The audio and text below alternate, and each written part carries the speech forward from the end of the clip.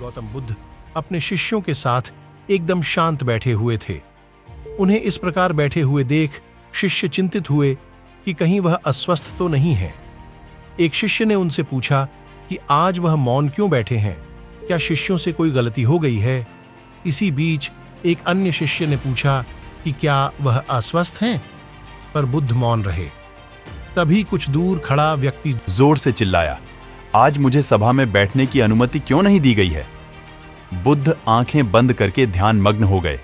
वह व्यक्ति फिर से चिल्लाया, मुझे प्रवेश की अनुमति क्यों नहीं मिली? इसी बीच एक उदार शिष्य ने उसका पक्ष लेते हुए कहा कि उसे सभा में आने की अनुमति प्रदान की जाए। बुद्ध ने आंखें खोलीं और बोले, नहीं, वह अछूत है, उसे आज्ञा नहीं दी जा सकती। यह सुनकर शिष्यों को बड़ा आश्चर्य हुआ। बुद्ध उनके मन का भाव समझ गए और बोले, हां, वह अछूत है। इस पर कई शिष्य बोले, हमारे आश्रम में जात पात का कोई भेद ही नहीं, फिर वह अछूत कैसे हो गया? तब बुद्ध ने समझाया, आज वह क्रोधित होकर आया है।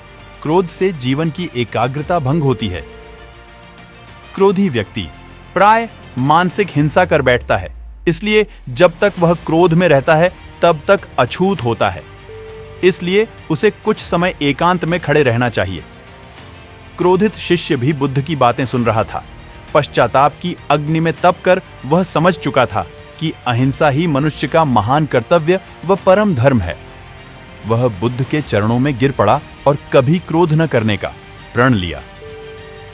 आशय यह है कि क्रोध के कारण व्यक्ति अनर्थ कर बैठता है और पश्चाताप उसे बाद में होता है, जिसका कोई लाभ नहीं मिलता। इसलिए हमें क्रोध नहीं करना चाहिए।